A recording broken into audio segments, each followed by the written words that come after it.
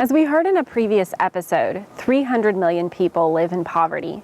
In addition, 50% of Indians don't have proper shelter, 70% don't have access to decent toilets, 35% of households don't have a nearby water source, 85% of villages don't have a secondary school.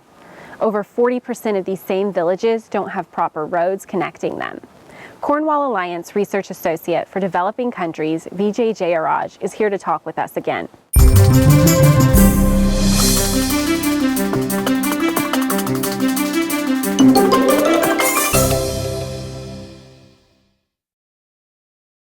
Vijay, why is there so much poverty in general in India? Well, the first government after India gained its independence in 1947, led by Nehru until 1964, pursued a policy of agricultural and small handcrafting industry combined with socialism. That prevented the investment of capital, which prevented the adoption of technologies to enhance productivity. All this in turn limited the economic output of the country. Only after that, as India became more open to the free market, did capital begin to flow in through foreign direct investments, leading to more rapid industrialization. But that began 2 centuries later than the Industrial Revolution in the West.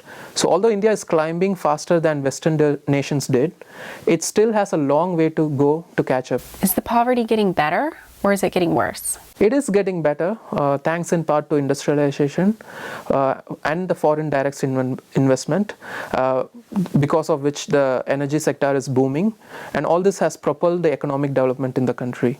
However, there remains a great deal of poverty in India, but it is declining as a percentage of the population.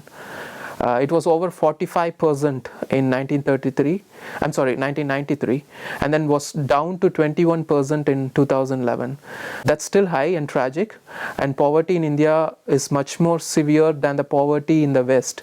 But that progress is nonetheless cause for a celebration and is more rapid economic growth than most Western nations achieved in similar stages of development in their past. In other words, India is catching up.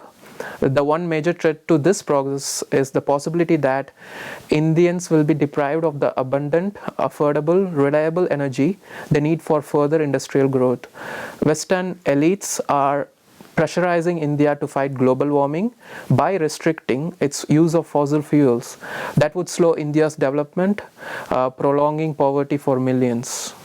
To learn more about the Cornwall Alliance for the Stewardship of Creation and our work in energy, development, poverty alleviation, and the environment, go to www.cornwallalliance.org and www.earthrisingblog.com.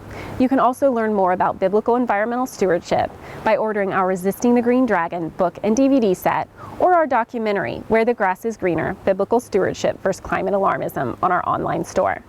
You can also follow us on Facebook at Cornwall Alliance and Twitter at Cornwall Steward.